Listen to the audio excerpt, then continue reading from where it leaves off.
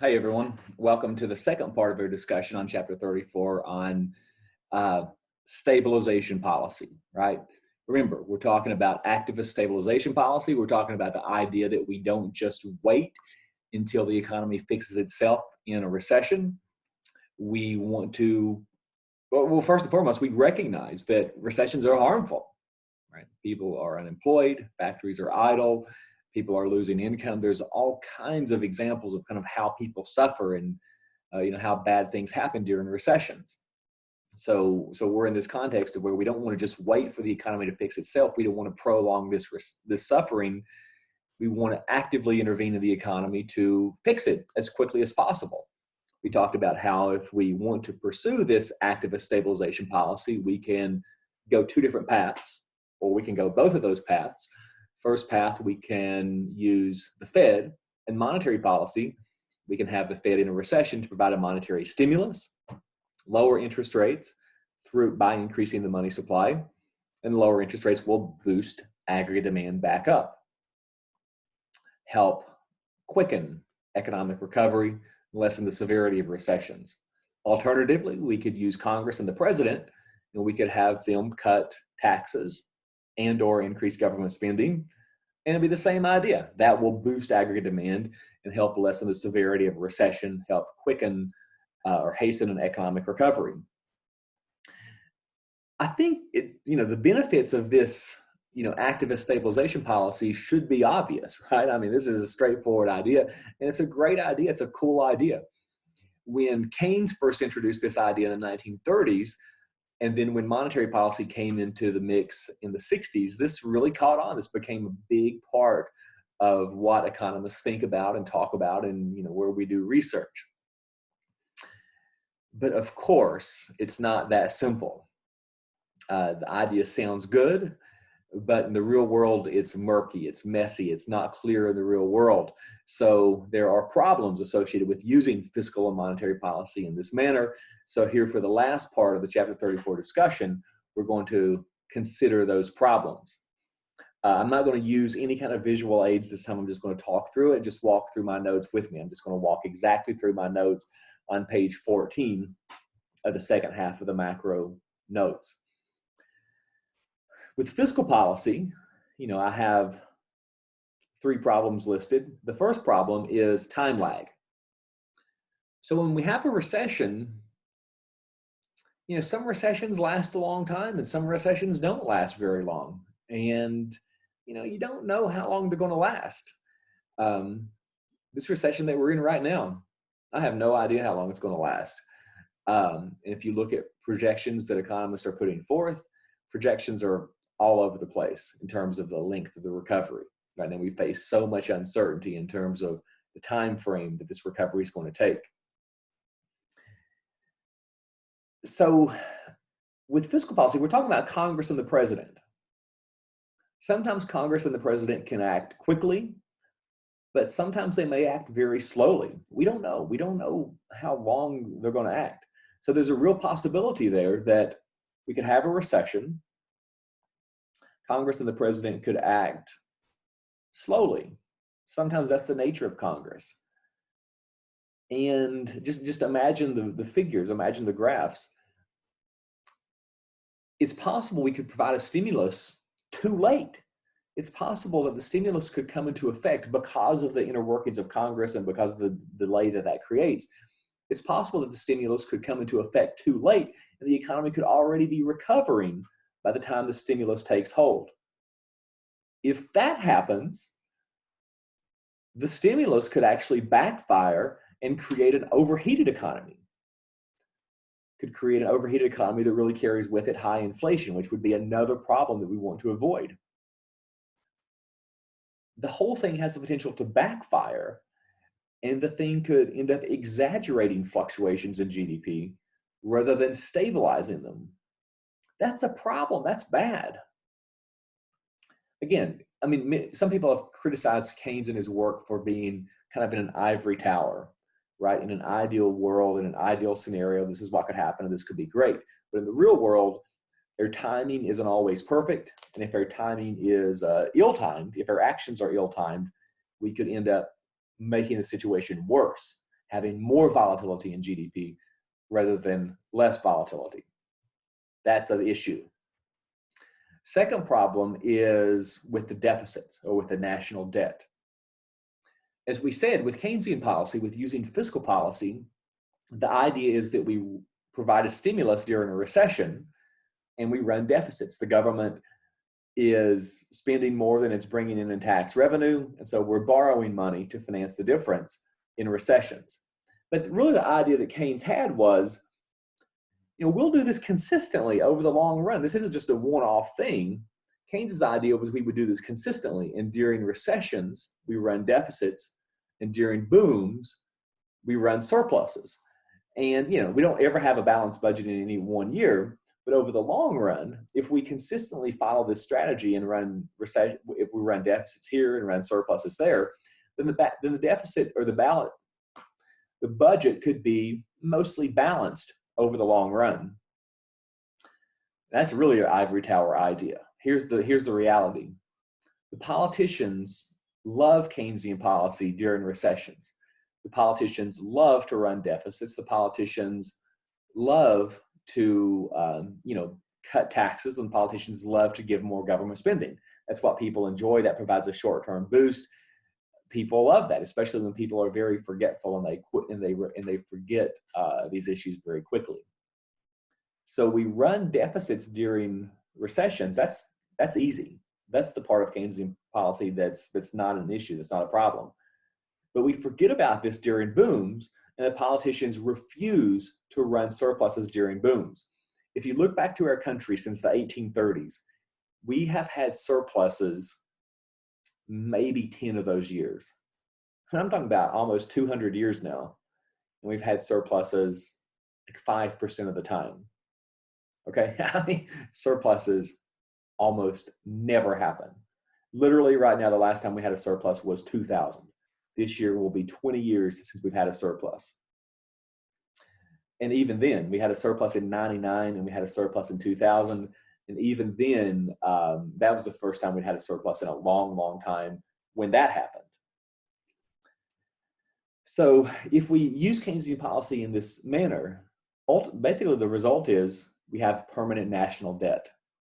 That is what we have. That's what we've done. That's what we have.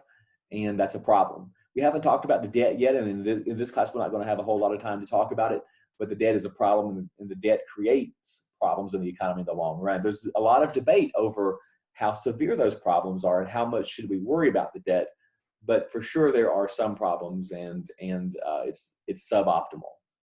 So if we use Keynesian strategy in the real world, it's going to lead to permanent debt. That's problematic. That is what we have. And then furthermore, using this Keynesian strategy is just impractical in a lot of basic ways. I'm not going to give you any details here because this is like kind of a big picture, vague idea in some sense. But here we're talking about increasing taxes and lowering taxes kind of regularly, consistently over the business cycle. So over the course of a decade, the federal government may be raising and lowering taxes 2 or 3 times. And that's not good in other ways, right? That might be good for the purposes of managing the macroeconomic system, but that creates so many other problems in just a simple sense because people want certainty with regards to what their taxes are going to be. People don't want to be, seeing their taxes move around all the time. They want certainty for their planning, etc. Same thing with government spending programs. Keynesian strategy calls for us to be enhancing and then pulling back, enhancing, pulling back on government spending programs, again, consistently over the business cycle. And that creates problems. I mean, we got a couple of years where we're enhancing these programs and we're boosting government spending. The next years we're pulling back on those programs and just back and forth all the time. That's bad. That's not a good thing in kind of a more practical, hands-on micro sense. So those are some real problems that we have to consider with fiscal policy if we're going to use fiscal policy in this manner, if we're going to use fiscal policy in response to short-run fluctuations in GDP. Now, we also have problems with monetary policy. The first off is a time lag. Here the time lag's different. The Fed can act very quickly.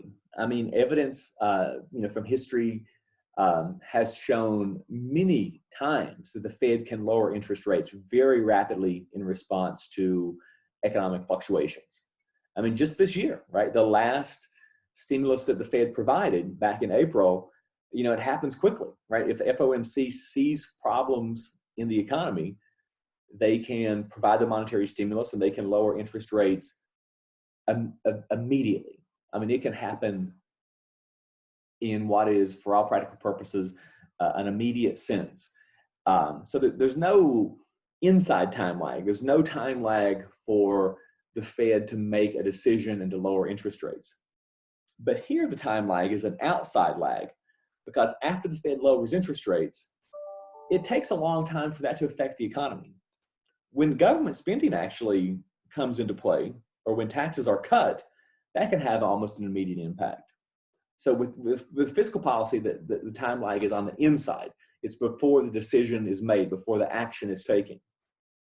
But with monetary policy, the time lag is on the outside. After the interest rates fall, it takes time for that to affect aggregate demand. The general rule of thumb that you get from Fed researchers is that once interest rates have been cut, it takes 9 months at least, or it takes 9 months for that interest rate cut to start to affect the economy. And the interest rate cut won't be fully felt for maybe even up to a year and a half. It takes a long time for a drop in interest rates to really affect spending in a meaningful way. Same idea. If the Fed is acting in a way that's ill-timed, it could lead to increased fluctuations in GDP, not their goal of stabilizing GDP.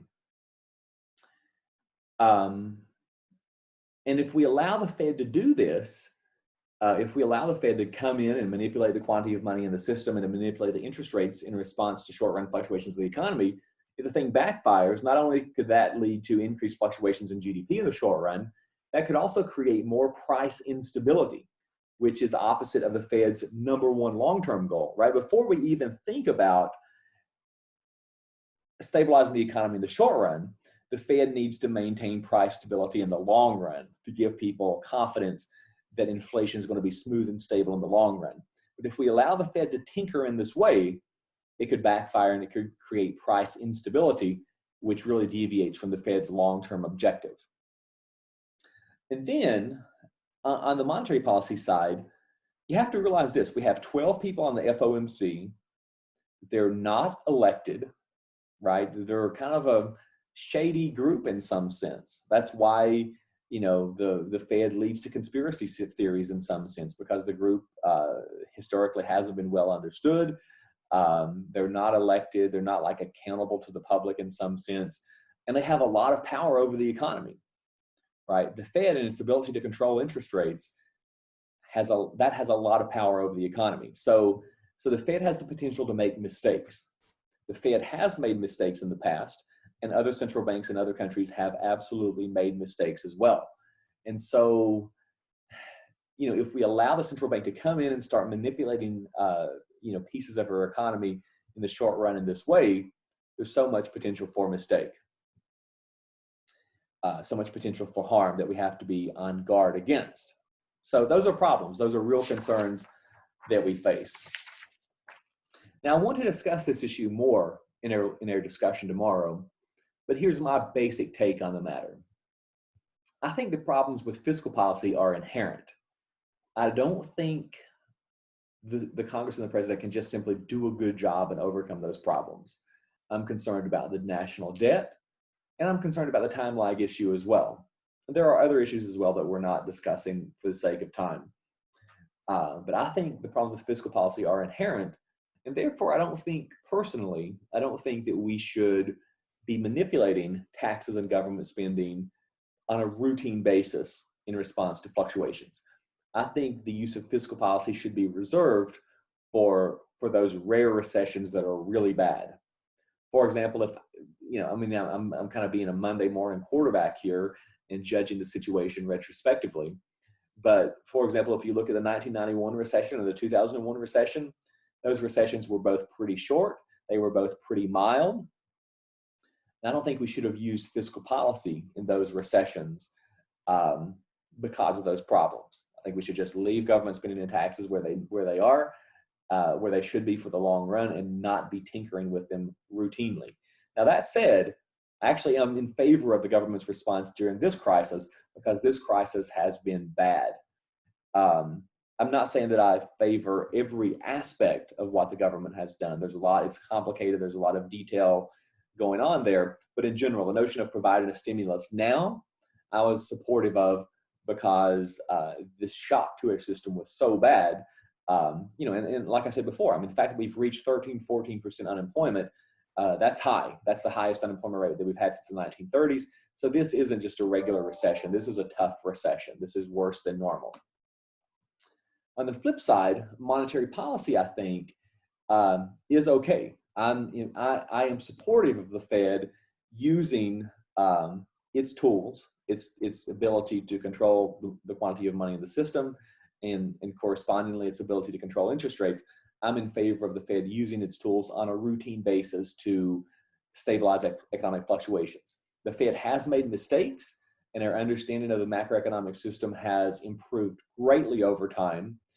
And now I think the Fed kind of understands what it can do and what it can't do. And I think the Fed does act appropriately when it has changed interest rates in response to GDP over the last 3 decades. I think pretty much everything the Fed has done in a general sense. I'm not saying every detail. I'm not saying every single detail, but in a general sense, what the Fed has done over the last 3 decades has been appropriate, in my opinion.